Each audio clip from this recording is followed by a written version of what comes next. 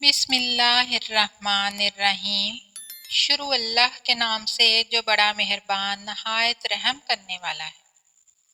अस्सलामु अलैकुम वरहमतुल्लाहि वबरकातुहू। मरने के बाद मुर्दा अपने घर वालों को कितने साल तक याद करता है, ये जानने के लिए वीडियो को आखिर तक लाजमी देखिएगा। दुनिया और आखिरत के बाद एक और आलम है जिसको बरज़ख कहते हैं। मरने के बाद और क़यामत से पहले तमाम जिन्नों इंस की अरवाह को हस्बे मुरातब इसमें रहना होता है। वो रूह कहीं भी हो, जिस्म के साथ उसका तल्लक रहता है।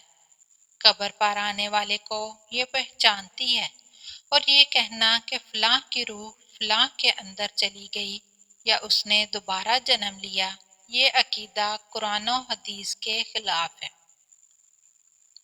क्या मरने के बाद मुर्दे अपने घर वालों को याद करते हैं? देखें, जब किसी इंसान का इंतकाल हो जाता है तो मरने वाले शख्स को ये मालूम होता है कि हम इस दुनिया से मुंतकिल होकर उस दुनिया में यानी आलम बरज़ख में आ गए हैं, और उसको ये सारी चीज़ें याद होती हैं कि हमारा घर है, मकान है, रिश्तेदार हैं, अजीज़ो अकारब हैं, और हमारी बहन भाई हैं, और हमारी एक फैमिली है।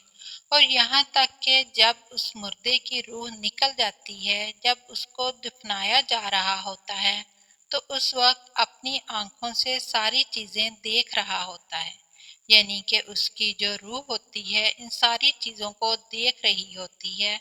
उसको ये पता होता है कि अब हमें कफन पहनाया जा रहा है और अब हमारे जनाजे को उठाया जा रहा है। लिहाजा नेक बंदा तो यहाँ तक कहता है, जब उसकी नमाज जनाजा को लोग उठाते हैं तो वो कहता है, ऐ लोगों, जल्दी मुझे लेकर कब्रिस्तान की तरफ चलो और बहुत जल्द मुझे मेरे असली ठिकाने में यानी कब्र के अंदर पहुंचा दो, क्योंकि उसको मौत पर ही पता चल जाता है कि उसके साथ आगे क्या होने वाला है। यानी आगे आने वाले जो मरहले हैं वो अच्छे हैं उसके लिए, या आसान है या सख्त है, मुश्किल है, वो पहले से पता हो जाता है, क्योंकि रूह निकलने के वक्त की जो सख्ती है उससे मुर्दे को महसूस हो जाता है। तो अमूमन बंदा कहता है, मुझे जल्दी लेकर चलो और मुझे कब्र के अंदर उतार दो, मेरे असली ठिकाने तक पहुंचा दो, क्योंकि आका अलैहिस्सलातु वस्सलाम ने इरशाद फरमाया, दुनिया मोमिन के लिए कैद खाना है और काफिर के लिए जन्नत है। और जो गुनाहगार फासिक फाजिर है, बेनमाजी इंसान होता है, चीख चीख कर ये कहने की कोशिश करता है कि ऐ लोगों, तुम मुझे कहाँ लेकर जा रहे हो? तुम मुझे मेरे घर से निकाल कर अंधेरी कब्र कोठरी के अंदर कहाँ डालने जा रहे हो? उसे बहुत घबराहट हो रही होती है, तो वो अपनी जुबान खास से कहने की कोशिश करता है कि ऐ लोगों, मुझे मत लेकर जाओ।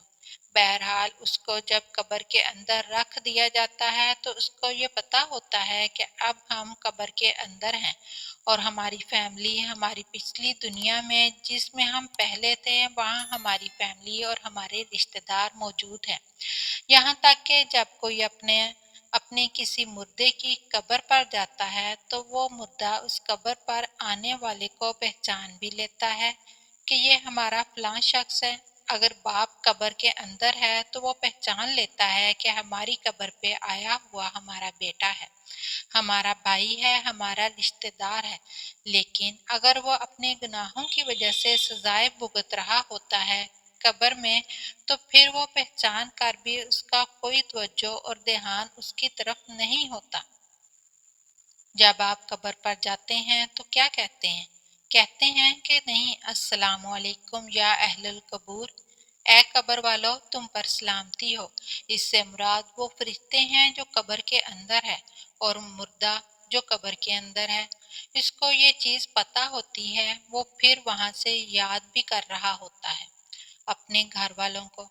और आका अलैहिस्सलातु वस्सलाम ने फरमाया, बुखारी की हदीस है, जब कोई शख्स अपने किसी मरहूम के लिए उसके इसाले सवाब करता है तो जब उसके लिए वो तोहफा बनाकर पेश किया जाता है तो वो बड़ा खुश होता है और उसको ऐसी खुशी मिलती है उस वक्त उससे पहले ऐसी खुशी उसे कभी मिली नहीं होती।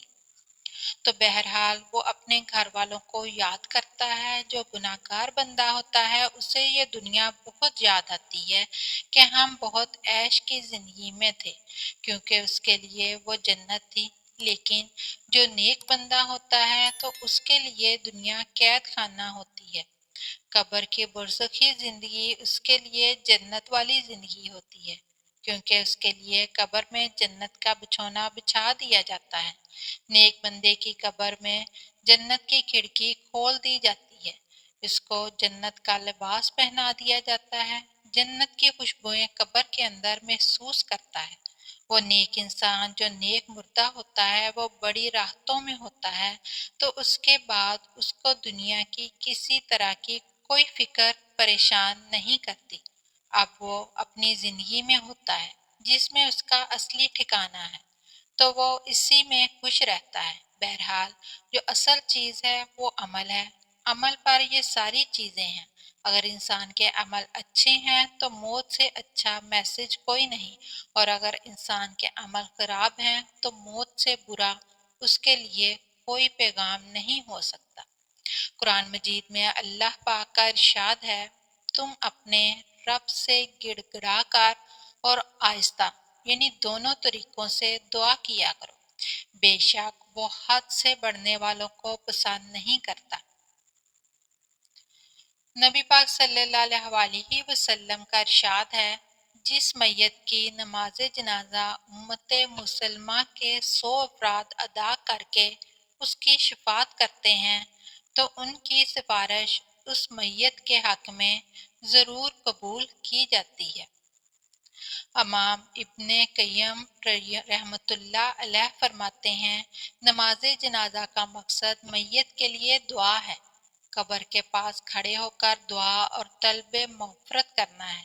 हज़रत उस्मान बिन अफ़्फ़ान रज़ियल्लाहु तआला अन्हा की रिवायत है, वो कहते हैं कि जब रसूलुल्लाह सल्लल्लाहु अलैहि वसल्लम मैयत की तदफीन से फारग होते तो कब्र पर खड़े होकर फरमाते, अपने भाई के लिए मग़फ़िरत की तलब करो और इसके लिए साबित कदमी मांगो, इसलिए कि अभी उससे सवाल किया जाएगा। तो अल्लाह रब्बुल आलमीन की बारगाह में दुआ है, अल्लाह तबारक ताला हम तमाम लोगों को खूब अच्छे और नेक अमल करने की तौफीक अता फरमाए और हमारी कब्रों को जन्नत के बागों में से बाग बनाए। तमाम अहबाब से गुजारिश है, कमेंट बॉक्स में आमीन ज़रूर लिखें और अल्लाह ताला के 99 नामों में से एक नाम भी ज़रूर लिखिएगा। वीडियो अच्छी लगे तो चैनल को सब्सक्राइब, लाइक और शेयर ज़रूर कर दीजिएगा। अगली वीडियो तक इजाज़त दीजिए। अल्लाह हाफिज़।